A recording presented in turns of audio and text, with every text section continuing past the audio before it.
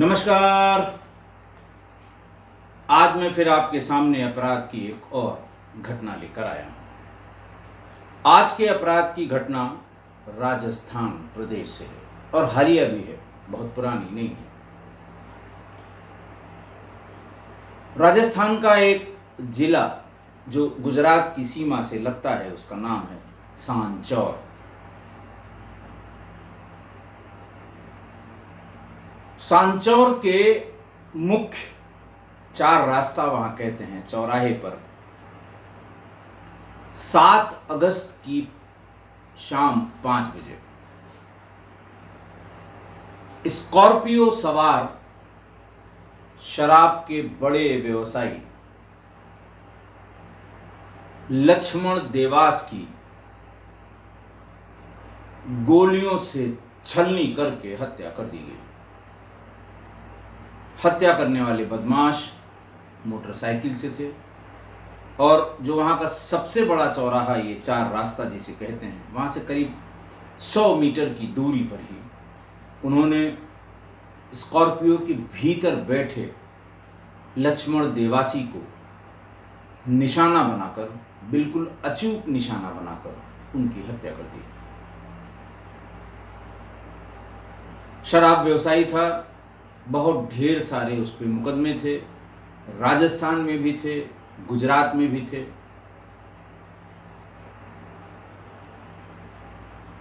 Police जानती थी कि ये बैड कैरेक्टर है, लेकिन शराब का व्यवसाय है ऐसा, बहुत बहुत ही खराब, बहुत ही गंदा धंधा है ये।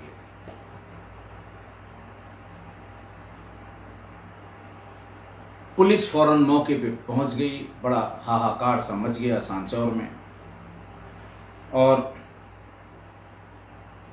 पुलिस को समझने में देर नहीं लगी कि ये क्यों और कैसे हुआ होगा। लेकिन पुलिस को जिस पे शक था, या बाकी लोग जिसे जानते थे कि किसने कराया है, वो जेल में बंद था। 70 लाख की फिरौती के एक प्रकरण में वो जेल में बंद था। नाम था प्रकाश गोदारा। इनकी बैकग्राउंड ये बताऊं मैं कि प्रकाश गोदारा और लक्ष्मण देवासी ये दोनों जिगरी दोस्त थे। दांत काटी रोटी थी इनके बीच में, हम प्याला हम निवाला थे। एक दूसरे के पारिवारिक समारोह में जाना, सपरिवार जाना, और यहां तक कि लक्ष्मण देवासी की मां एक चूरमा बनाती थी, खाने वाली चीज है उधर की। प्रकाश गोदारा को चूरमा बहुत पसंद था। जब वो चूरमा बनाती थी तो प्रकाश को फोन कराती थी कि आ जाओ चूरमा बना है, वो फौरन भाग के आ जाता था। और कभी कभी जब उसका चूरमा खाने का मन होता था तो लक्ष्मण देवासी की मां फौरन उसके लिए चूरमा बना देती थी। मतलब इस तरह की नजदीकियां इन दो दोस्तों में थी। सांचौर के नागोल्डी का रहने वाला था लक्ष्मण देवासी। शराब का कारोबारी था।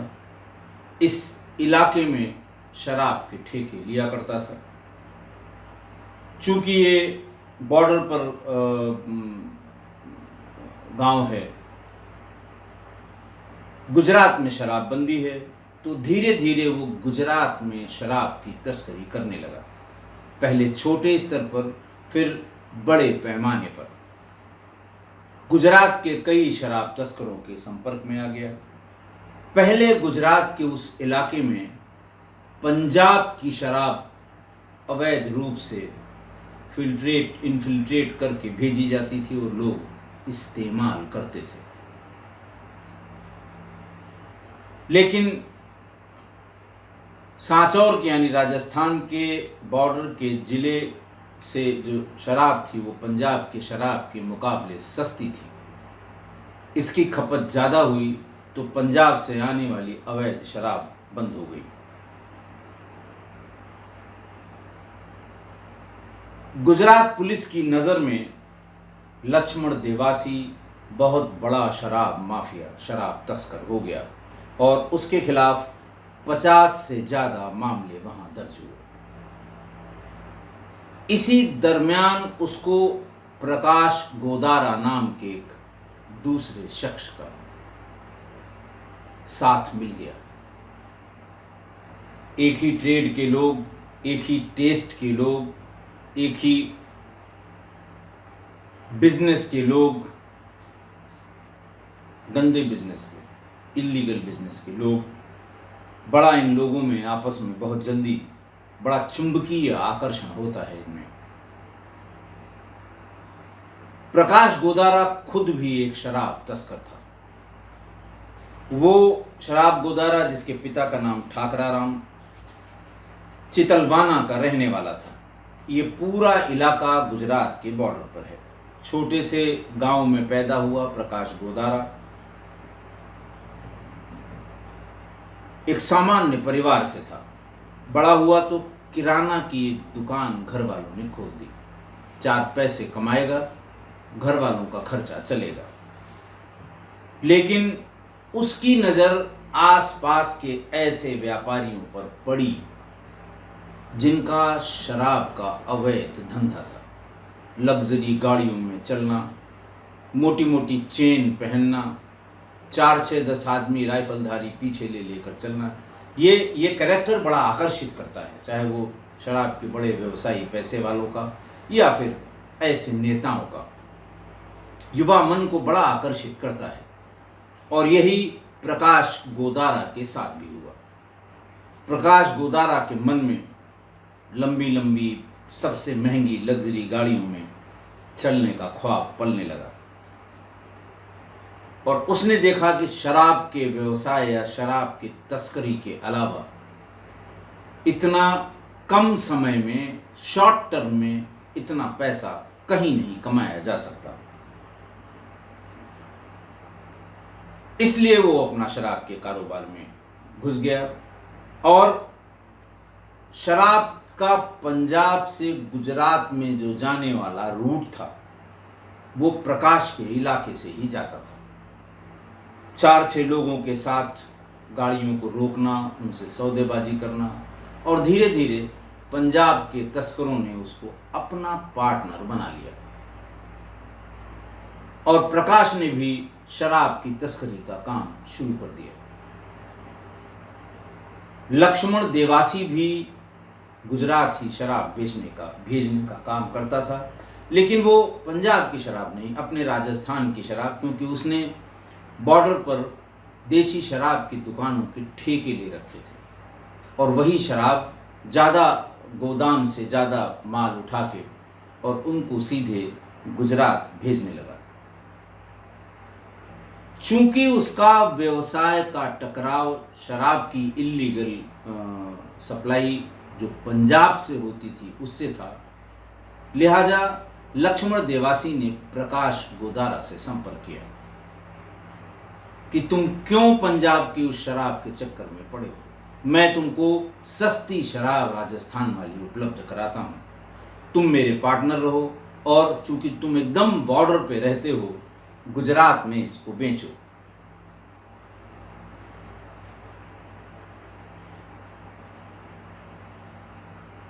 दोनों में जम के छलने लगी और दोनों ही बहुत जल्दी शराब के इस व्यवसाय में प्रकाश गोदारा के जो सपने थे वो पूरे होने लगे। बड़ी बड़ी गाड़ियाँ, 10-20 बॉडीगार्ड। लेकिन इसी बीच में 16-17 में प्रकाश का झगड़ा एक मुंबई बेस्ड शराब के तस्कर से हो गया और पैसे वसूलने या लेने देने में मुंबई के उस व्यापारी को प्रकाश गोदारा ने उठा लिया या अपहरण कर लिया। पुलिस ने इन्वेस्टिगेट किया, दबिश की और प्रकाश गोदारा पकड़ा गया और वो 3 साल तक जेल में रहा। यहीं से लक्ष्मण देवासी का जो उसको जिसके लिए उसने प्रकाश को बुलाया था, अपने साथ लगाया था, पार्टनरशिप की थी तस्करी में, वो भी साथ में था, तो उसने सांचौर के सारे ऐसे शराब डीलर्स को जो लक्ष्मण देवासी के लिए काम करते थे, उन्हें अपने साथ मिला लिया। एक एक करके लक्ष्मण देवासी के सारे आदमियों को जिसने विरोध किया वो मारा गया, अदरवाइज उसके साथ ही शामिल हो गए। लक्ष्मण देवासी जेल में था। प्रकाश को इससे बढ़िया कोई गोल्डन चांस नहीं मिला कि वो जेल में है, कोई बोलने वाला नहीं है, पूरे तस्करी के इस गंदे साम्राज्य पर कब्जा कर लो, और कर भी लिया। और धीरे धीरे ये बातें जेल में प्रकाश गोदारा को पता लगती रहीं, लेकिन वो कुछ कर नहीं सकता था सिवाय इसके कि लक्ष्मण देवासी को जान से मारने की प्लानिंग वो भीतर ही भीतर करने लगा। तीसरा इसमें किरदार था मुकेश बिश्नोई। 40 साल का था प्रकाश गोदारा, 44 साल का था लक्ष्मण देवासी। मुकेश बिश्नोई ये कम उम्र का था, 27-28 साल का रहा होगा। भीनमाल के पास दांतीवास का रहने वाला था। मुकेश 2-3 साल पहले ही शराब की तस्करी की लाइन में आया, और आते ही इसने पहले अपने शौक लग्जरी गाड़ियों वाले पूरे किए, और अपराध की दुनिया में ये आ गया। इसमें सारे अपराध शामिल थे, वसूली करना और शराब की तस्करी में थोड़ा बहुत उसमें भी दिमाग लगाना, प्लॉटिंग जो लोग करते हैं उनको धमका के वसूलना। यंग एज में ही उसने 24-25 साल की उम्र में ही उसने शुरू कर दिया ऐसा। इसी बीच में 21 अप्रैल 2022 को नेशनल हाईवे पर एक टोल प्लाजा शुरू हुआ। NHAI की रोड थी, उस पे टोल प्लाजा शुरू हुआ। मुकेश चूंकि अपराध की दुनिया में 3-4 साल से काफ़ी उसका नाम हो गया था, लिहाजा उसने अपने साथियों के साथ उस 24 अप्रैल को उस टोल प्लाजा पर पहुंच गया, और उसने कहा कि इसमें तुम्हें पैसे देने पड़ेंगे। ये टोल प्लाजा तभी चलेगा जब मैं इसमें पार्टनर होऊंगा। टोल प्लाजा चलाने वाले जो भी ऑपरेटर थे डर गए, उनको ये मुकेश धमकियां देने लगा। वो लक्ष्मण देवासी के पास पहुंचा। उसे ये पता लगा कि मुकेश बिश्नोई लक्ष्मण देवासी के पास पहुंचा, और उसको उसने अपने मुकेश बिश्नोई ने अपने साथ इसलिए कर दिया क्योंकि मुकेश बिश्नोई को ये पता लग गया था कि लक्ष्मण देवासी और प्रकाश गोदारा के बीच में दुश्मनी चल रही है। मुकेश ने प्रकाश गोदारा से हाथ मिला लिया।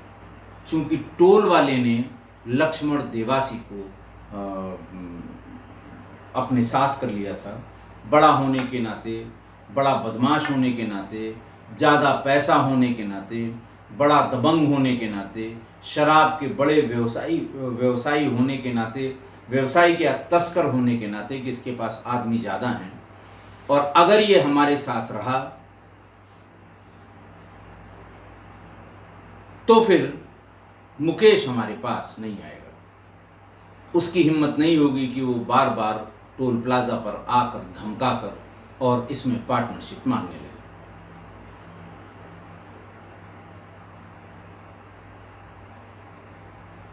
जब उसे ये पता लगा कि मुकेश बिश्नोई को कि लक्ष्मण के लोग वहां पहुंच गए और आमने सामने भी हुए।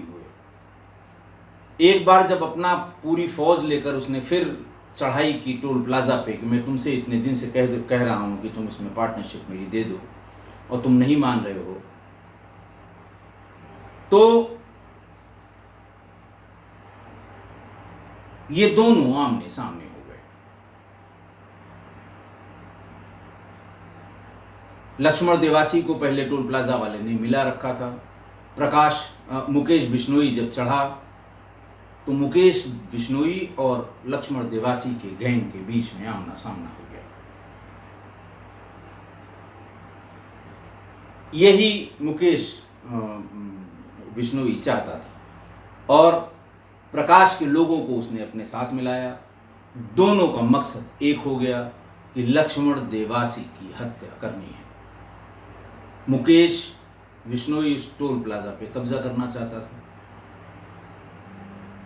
उसने टोल प्लाजा वाले ने लक्ष्मण देवासी को बुला लिया, उसके आदमी टोल प्लाजा पर उसका बचाव करने के लिए आ गए और मुकेश बिश्नोई ने गोदारा से हाथ मिला लिया, प्रकाश गोदारा से।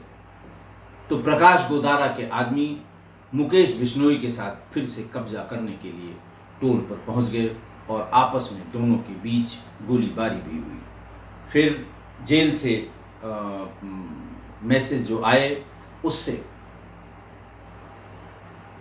मुकेश बिश्नोई और प्रकाश गोदारा ने ये तय किया कि अब बहुत हो गया। टोल प्लाजा से क्या मतलब था लक्ष्मण देवासी का, क्यों वो उसकी रक्षा में कह लीजिए, क्यों वो उसमें इन्वॉल्व हुआ, लिहाजा इसको मार देंगे। दोनों का मकसद एक ही था, कैसे भी हो लक्ष्मण देवासी की हत्या करना।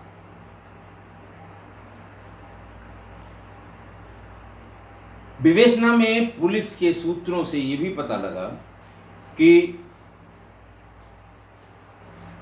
प्रकाश गोदारा को जेल में ये सूचना बराबर मिल रही थी कि एक एक करके उसके सारे आदमियों को हटाकर कैसे लक्ष्मण अकेला ही शराब की तस्करी का बेताज बादशाह होता जा रहा है। पहले प्रकाश ने स्थानीय बदमाशों को ये काम सौंपा, लेकिन वो पीछे हट गए। बदमाशों को भी पता लग गया कि अब ये कमज़ोर हो गया है, अब इसके बस का बहुत नहीं है। कई साल हो गए इसके जेल में रहते हुए। प्रकाश ने तब स्थानीय लोगों का मोह छोड़ दिया और पहला काम किया कि अपने भाई के नाम से एक मकान जो उसने बनाया था उसको 70 लाख रुपए में बेच दिया, क्योंकि जब जेल के माध्यम से हरियाणा और उत्तर प्रदेश के शूटर से उसने संपर्क किया तो उनकी डिमांड बहुत ज़्यादा थी। उनका ये कहना था कि बहुत सिक्योरिटी से चलता है, बहुत ढेर सारे उसके साथ शस्त्र वाले असलहे वाले चलते हैं, बहुत कठिन है इसको एग्जीक्यूट करना, और अगर जरा सी चूक हो गई तो हम लोग भी मारे जाएंगे। इसलिए उसने अपना मकान 70 लाख में बेच दिया। प्रकाश गोदारा जो जेल में था, इसलिए कि लक्ष्मण ने उसके पूरे धंधे पर कब्जा कर लिया था। लक्ष्मण देवासी ने उत्तर प्रदेश के बदमाशों से संपर्क किया किसी के थ्रू, और उत्तर प्रदेश के बदमाशों ने हाथ खड़े कर दिए। फिर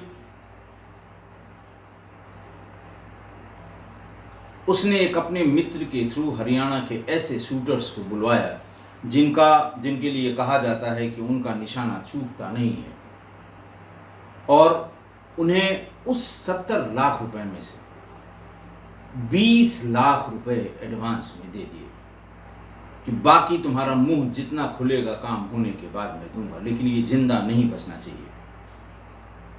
पुलिस ने भी इस टोल के विवाद को ही झगड़े की असली जड़ माना कि लक्ष्मण देवास का टोल से कोई लेना देना नहीं था। ये झगड़ा टोल वाले और मुकेश बिश्नोई के बीच था, लेकिन सिर्फ बिना बात के वो उसमें कूद गया और मुकेश बिश्नोई से उसने झगड़ा कर लिया।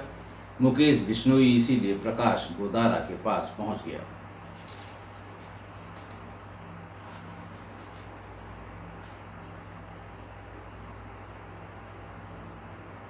लक्ष्मण देवासी और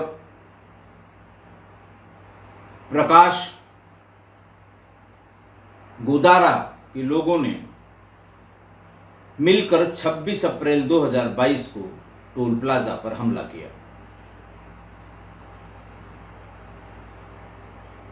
मुकेश बिश्नोई और प्रकाश गोदारा के लोगों ने, ये चितलवाना थाने का हिस्ट्री शीटर भी है प्रकाश गोदारा, हमला किया। लेकिन सामने से लक्ष्मण देवासी के लोग प्रकट हो गए और आपस में गोलियां चली। इसके बाद 30 अप्रैल को माखूपुरा पानी के टंकी के पास भी इनका आमना सामना हुआ, जिसमें देवासी के गैंग ने प्रकाश गोदारा और मुकेश बिश्नोई के गैंग की गाड़ियों में आग लगा दी थी, जिसके बाद इस घटना के बाद दोनों में विवाद और बढ़ गया। पुलिस ने एक और दूसरी घटना का जिक्र किया है कि इन दोनों घटनाओं के बाद नागोल्डी गांव में लक्ष्मण देवासी के रिश्तेदार की मौत हो गई थी। तो प्रकाश अपने गैंग के कुछ लोगों के साथ सांत्वना देने गया था। इसी दौरान लक्ष्मण देवासी ने प्रकाश गोदारा का रास्ता रोक लिया। मौके पर कई लोगों ने लक्ष्मण को समझाया कि आज जाने दो, लेकिन लक्ष्मण प्रकाश को मारने पर उतारू था। किसी ने सूचना दे दी, सांचौर की पुलिस आ गई और पुलिस अपनी कस्टडी में प्रकाश को लेकर वहां से चली गई। इसी के बाद प्रकाश ने लक्ष्मण को चेतावनी दी कि वो जल्दी इसका बदला लेगा। प्रकाश गोदारा पहले से ही लक्ष्मण देवासी से परेशान था। वो अपनी हारी हुई जमीन को, अपने हारे हुए काले कारनामे को, अपने से दूर हुए उस साम्राज्य को फिर से रीगेन करना चाहता था।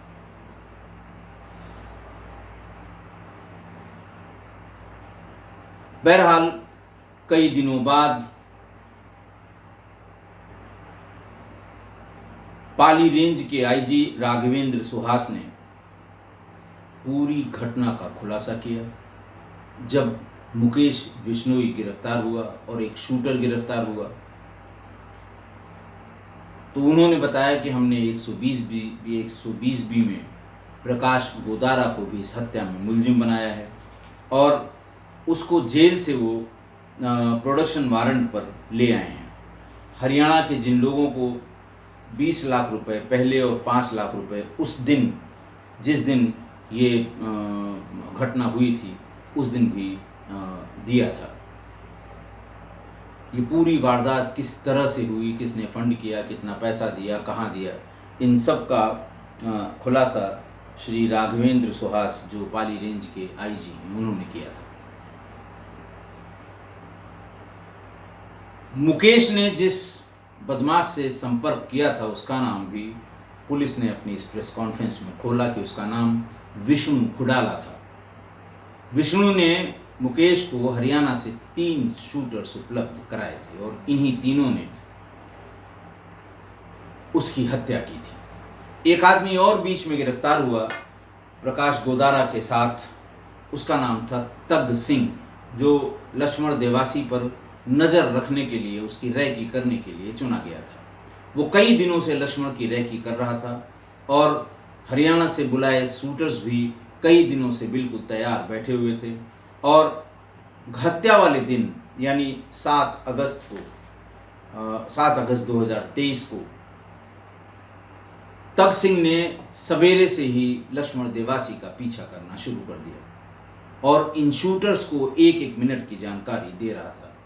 हत्या से ठीक पहले जब लक्ष्मण देवासी सांचौर के 4 रास्ता चौराहे की ओर निकला तो तग सिंह ने शूटर्स को उसकी लोकेशन बता दी और इसके थोड़ी ही देर बाद चौराहे से करीब 200-250 मीटर की दूरी पर गुजरात हाईवे पर लक्ष्मण की हत्या कर दी गई। बाकी आरोपियों की तलाश के लिए पुलिस की दबिशें जारी हैं। आज की घटना, 2 जिगरी दोस्त कैसे एक दूसरे के खून के प्यासे हो गए। एक अवैध व्यापार के लिए, एक अवैध साम्राज्य के लिए। 1976 की फिल्म है सबसे बड़ा रुपया, उसका बड़ा फेमस सॉन्ग है कि ना बीवी ना बच्चा ना बाप बड़ा ना भैया, the whole thing is that कि भैया सबसे बड़ा रुपया। नई उम्र के, नई जनरेशन के बच्चों को अगर ये गाना सुनना है तो इसी फिल्म ये सुन लें। महमूद ने बड़ा अच्छा रोल किया है, विनोद मेहरा है इसमें, तो YouTube पर आपको मिल जाएगा, सुनिएगा। बड़ा इंटरेस्टिंग गाना है और आज की इस घटना पर बिल्कुल सटीक बैठता है।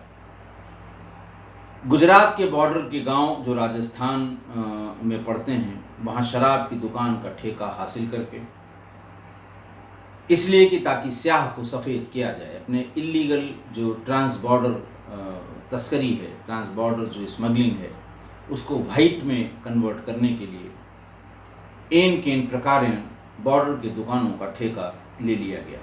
इसलिए क्योंकि गुजरात में शराब बंदी है और कमोबेश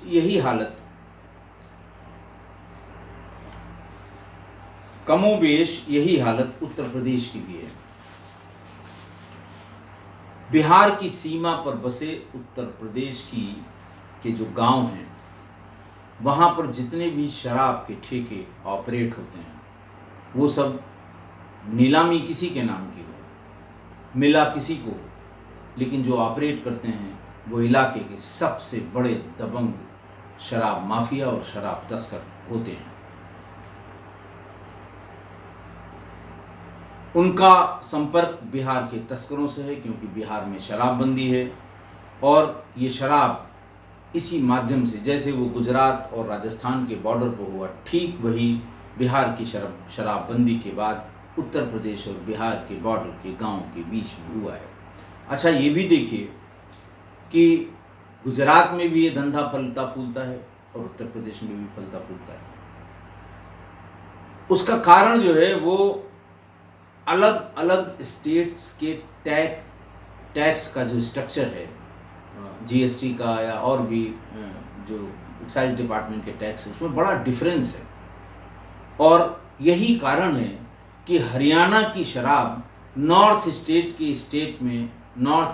के स्टेट्स में अवैध रूप से बिकती है, पकड़ी जाती है, कॉन्फिस्टिकेट की जाती है और उसमें गिरफ्तारी होती है। अब सवाल ये है कि हरियाणा से 1000 किलोमीटर चलकर नॉर्थ ईस्ट के ज़िलों में ये शराब बिकती भी है और पकड़ी भी जाती है।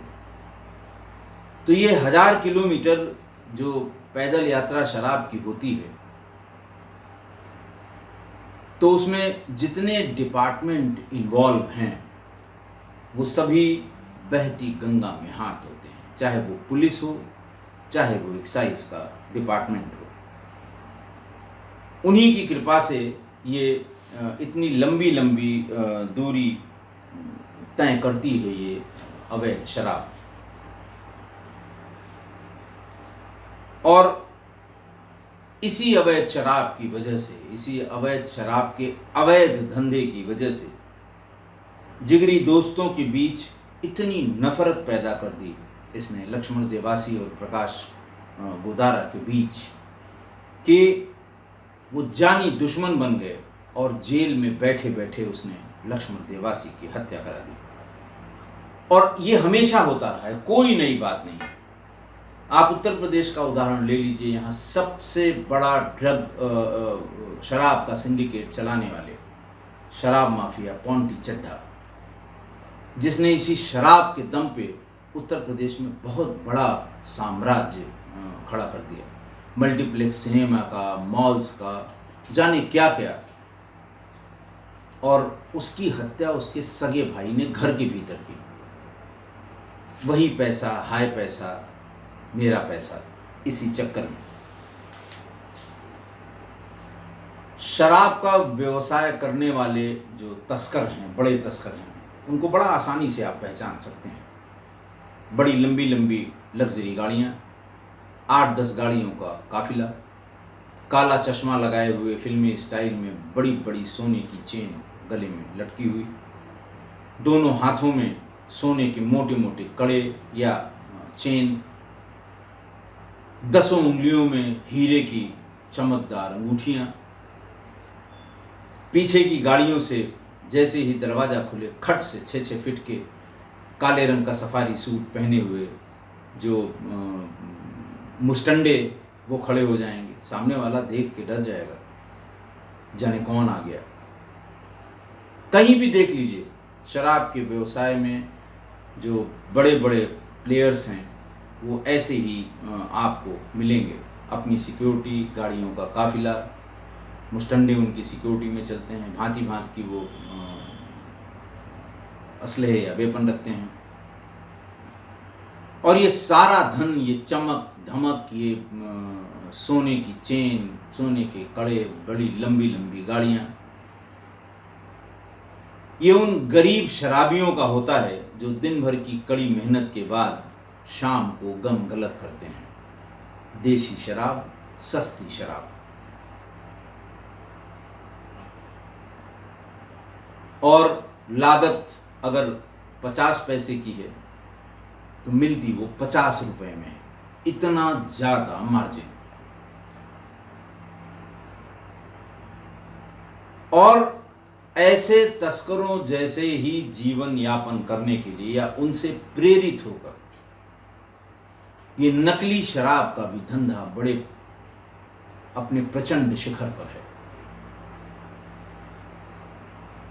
नकली शराब और अवैध शराब, जहरीली शराब, और हर साल इस नकली, जहरीली और अवैध शराब से हजारों लोग मरते हैं पी के। हुज ट्रेजेडी, अखबारों में बड़ी बड़ी हेडिंग आती है, 30 डेड इन हुज ट्रेजेडी, सब फला स्टेट, फला डिस्ट्रिक्ट।